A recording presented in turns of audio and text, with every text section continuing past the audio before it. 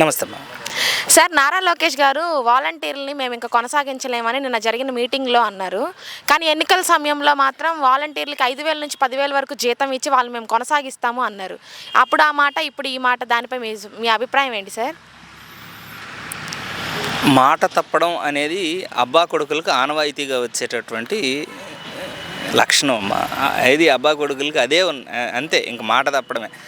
అబద్ధాలు ఆడటం, అలవోకగా అబద్ధం ఆడటం. ఇదివరకు రాజశేఖర రెడ్డి గారు అనేవాళ్ళు, కన్నార్పకుండా అబద్ధం ఆడగలిగినటువంటి రాజకీయ నాయకుడు ఎవరన్నా ఉన్నారని అంటే అది చంద్రబాబు నాయుడే అని. ఇప్పుడు ఎవరికో పుట్టిన పిల్లల్ని మా పిల్లలని ముద్దులాడేటటువంటి దుర్మార్గమైన మనస్తత్వం కలిగినటువంటి వాళ్ళు వాలంటీర్లని ఇంకా పుట్టని పిల్లలకు పేర్లు పెట్టడం ఏంటి అనేటటువంటి మాట మాట్లాడటంలో ఆశ్చర్యం ఏముంది?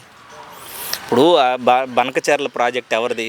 అప్పుడు రాజశేఖర రెడ్డి గారు ఆలోచన చేస్తే జగన్మోహన్ రెడ్డి గారు 3 ఫేజుల్లో వాటన్నిటికీ డిపిఆర్లు తయారు చేసి వాటన్నిటిని మొదలుపెట్టి వాటన్నింటికి కావాల్సినటువంటి భూసేకరణ వీటన్నింటినీ చేసేసి మొదలు పెడితే ఇప్పుడు బనకచెర్ల నేను కట్టానంటాడు, ఓఆర్ఆర్ని హైదరాబాద్లో ఓఆర్ఆర్ నేనే కట్టానంటాడు, శంషాబాద్ నేనే కట్టానంటాడు, అన్నీ నేనే చివరికి కంప్యూటర్ నేనే కనిపెట్టేశానంటాడు. అన్నింటినీ ఎవరికో పుట్టిన పిల్లలను కూడా తన పిల్లలుగా చెప్పుకోగలిగినటువంటి ఆ గొప్ప చరిత్ర తెలుగుదేశం పార్టీకే, ఆ ప్రభుత్వానికే ఉంది అనేటటువంటిది నిజం.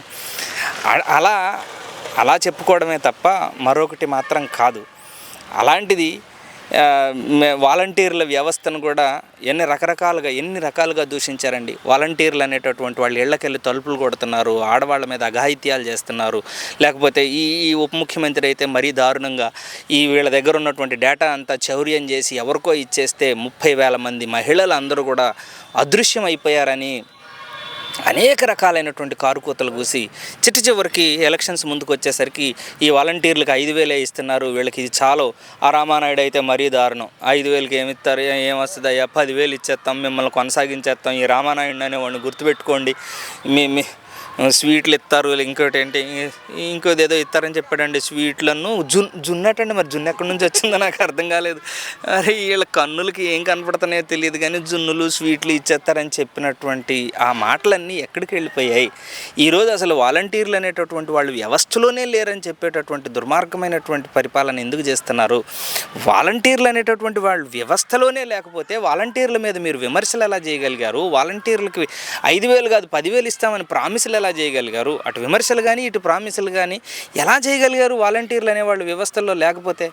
కాబట్టి వీళ్ళందరూ ఏంటంటే ఏరు దాటిన తర్వాత ఓడ తగలేసేటటువంటి లేదా బోడమల్లయ్య అనేటటువంటి సామెతలోకి వచ్చేటటువంటి వాళ్ళే తప్ప మరొకటి కాదు.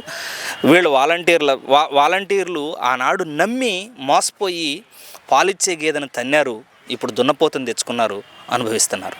సార్, కూటమి ప్రభుత్వం వచ్చిన తర్వాత విద్యారంగం ఎలా ఉంది సార్? విద్యారంగం కుప్పకూలిపోయిందమ్మా. ఏదైనా సరే ఒక మనసున్నటువంటి,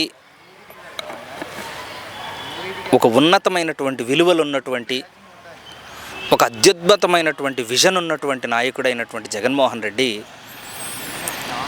పేదవాడు చదువుకుంటే, పేదవాడికి చదువే ఆస్తి. మీకు వాళ్ళిద్దరికీ మధ్యలో ఇదే తేడా. ఈ ఒక చిన్న భేదం ఏంటంటే విద్య ప్రభుత్వం బాధ్యత కాదు అని చంద్రబాబు నాయుడు చెప్పేశాడు.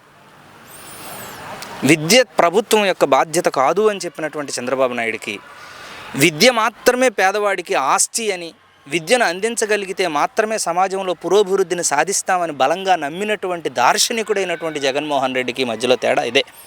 ఒక టోఫెల్ పెట్టాడు, ఒక ఇంగ్లీష్ మీడియం ప్రారంభం చేశాడు, ఐబీతో ఒప్పందం చేసుకున్నాడు, వీటన్ని బైజూస్ కంటెంట్ ఇచ్చాడు. ఇన్ని చేసి పేద వర్గాల ప్రజలని ఉన్నత వర్గాల ప్రజలతో సమానంగా తీర్చిదిద్దటానికి ప్రయత్నం చేసినటువంటి జగన్మోహన్ రెడ్డిని బైజూసా జగన్ జూసా అని ఎంత అవహేళనగా మాట్లాడాడు చంద్రబాబు నాయుడు.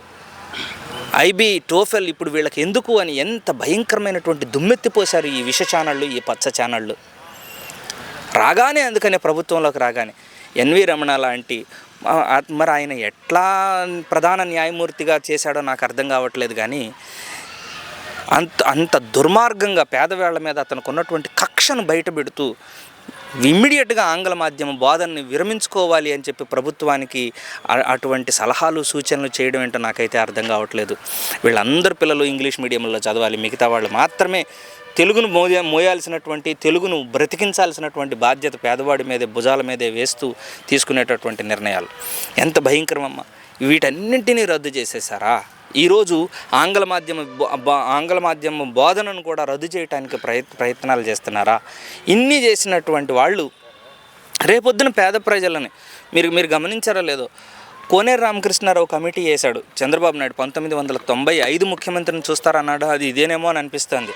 ఆ రోజు కోనేరు రామకృష్ణారావు కమిటీ వేసి ఉన్నత విద్యలో కానీ, మామూలుగా జరిగేటటువంటి ప్రాథమిక విద్యలో కానీ ప్రభుత్వం బాధ్యత వహిస్తే, ప్రభుత్వం ఖర్చు చేస్తే అది ప్రభుత్వానికి నష్టమని కోనేరు